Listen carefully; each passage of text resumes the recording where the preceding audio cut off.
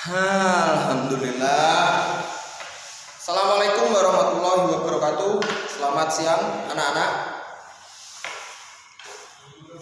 Bagaimana kabarnya hari ini?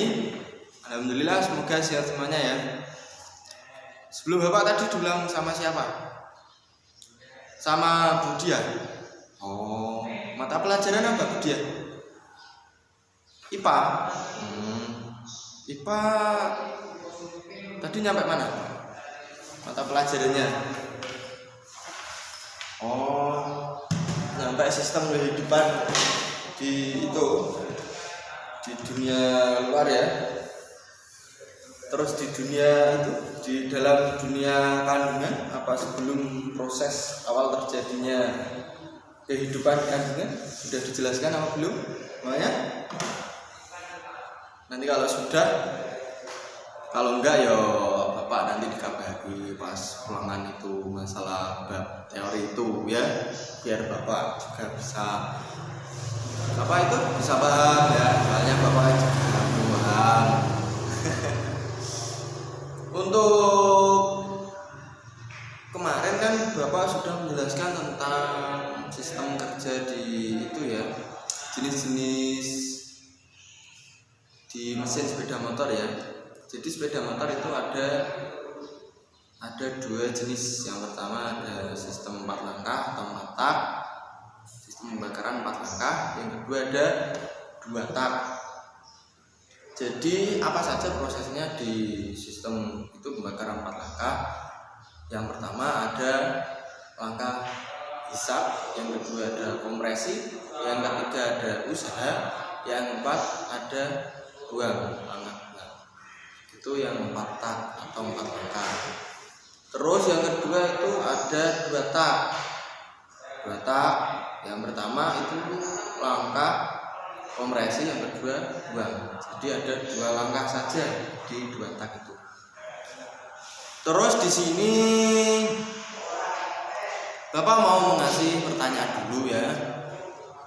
Coba yang masih ingat penjelasan ketika sistem kerja di langkah kompresi, coba angkat tangan yang bisa. Oh iya Mas Adi, gimana penjelasannya? Coba jelaskan. Terus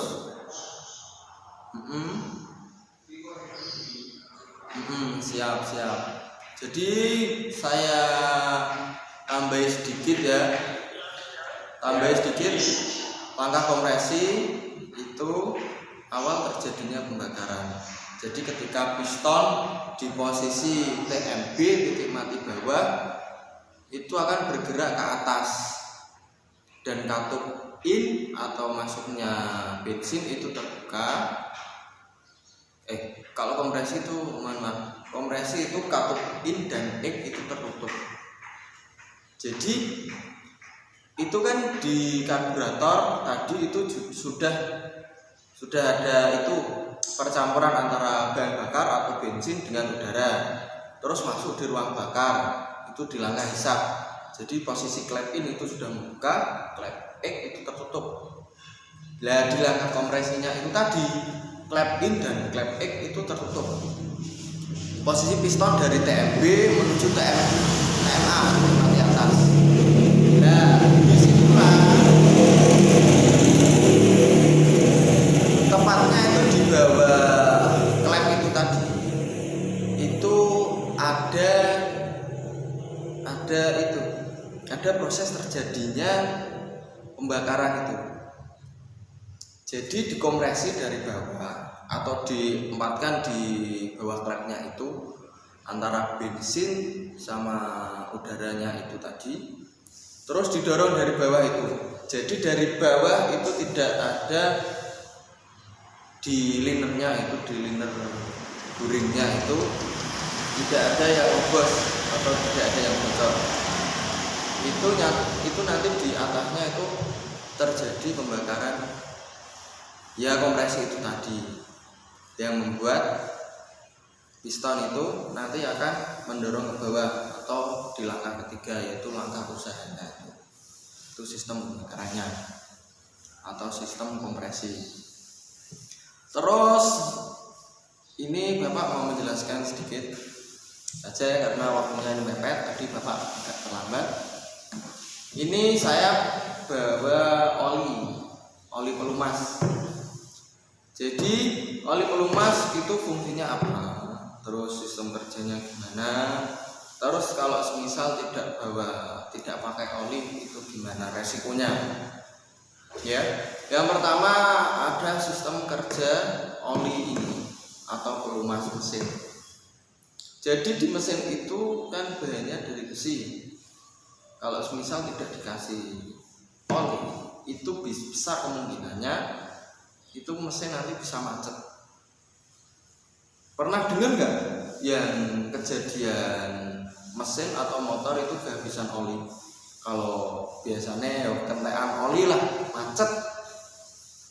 Kalau enggak macet ya biasanya kehabisan oli itu macet. Itu dampak kerusakannya kalau kehabisan oli sangat bahaya. Yang pertama yang paling signifikan terkena dampaknya itu di noken as. Yang kedua ada di pelatuknya, penggerak noken asnya itu yang di bawah, yang di atas klep. Terus kalau enggak itu besar kemungkinannya yang paling bahaya itu sekernya atau pistonnya itu macet, tidak bisa bergerak dari linernya. Tuh. Jadi fungsi oli ini untuk melumasi bagian mesin dari atas nyampe bawah. Kalau dari bawah sih, dari bawah yang pertama dilumasi itu ada gigi rasio, terus itu ada piston, terus ada bandul ya. Itu nanti ke atas nyampe klep, noken, terus ada itu pelatuknya itu nyampe ke atas. Terus sampingnya juga sangat berpengaruh ini pelumas mesinnya ini. Kalau di samping itu kan ada kampas kopling, kampas ganda, terus ada banyak lagi sih. Kapan-kapan kita bongkar saja itu ya. Kalau sudah waktunya sih kita bongkar bersama, kita belah, kita rakit lagi dari nol. Nanti biar bisa semuanya. Terus dampaknya tadi sudah saya jelaskan ya, dampak kalau tidak menggunakan pelumas atau enggak ya kalau kehabisan pelumas mesin ini. Terus biasanya itu ada kendala atau enggak ada satu masalah. Itu padahal di bawah mesin ditutup oli atau dimanapun itu tidak ada yang rembes. Olinya itu tidak ada yang keluar dari rembesan di bawah mesin itu. Tapi kenapa bisa macet? Di tengah jalan itu tiba-tiba macet. Itu kita lihat saja. Kalau biasanya seperti itu masalahnya, di bawah mesin itu tidak ada rembesan atau oli yang keluar, yang rembes, itu kita cek dulu di knalpotnya. Di knalpotnya itu tadi kita hidupkan motornya, terus kita gas, kita belir-belir untuk 4 tak ya. Itu keluar asap putih atau enggak?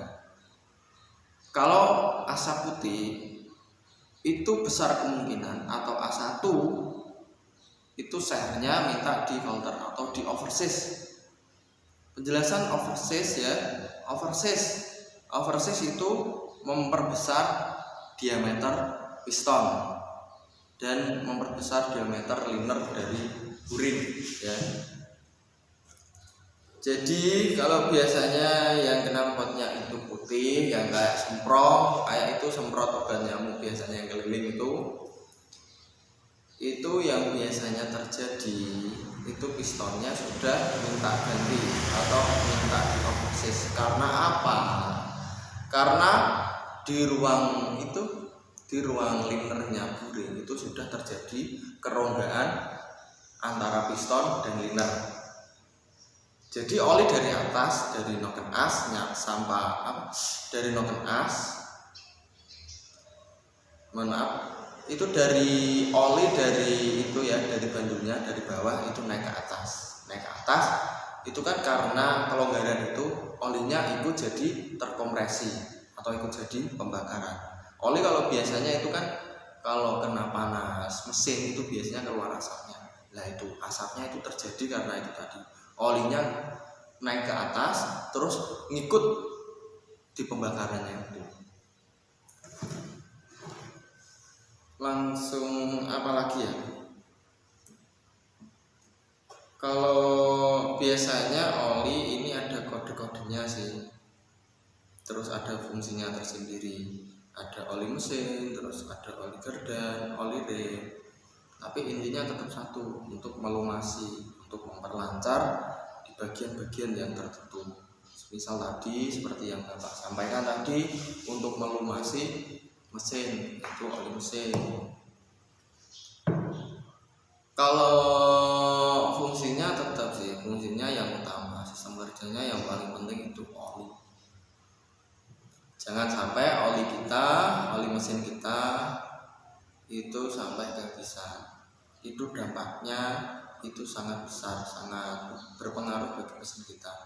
Sekali saja kita kehabisan oli di tengah jalan, apalagi kita mau perjalanan jauh, itu nanti kalau kita motor kita macet, nanti yang susah kan ya kita sendiri.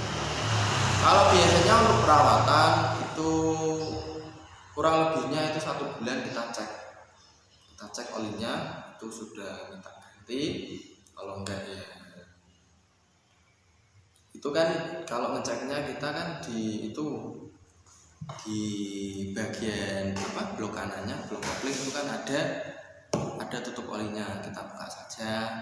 Nanti itu kan ada garis-garisnya, kita buka terus kita angkat, itu kita lihat itu di tutupnya itu garis-garisnya ada bekas oli enggak. Kalau masih ada berarti olinya masih ada, maksudnya masih belum layak ganti, belum layak kita. Oke, mungkin cukup penjelasan sedikit dari Bapak tentang itu fungsi oli, terus sistem kerjanya oli tadi ya. Semoga bermanfaat untuk semuanya. Terus jangan lupa nanti kalau sampai rumah dipelajari lagi biar tidak lupa.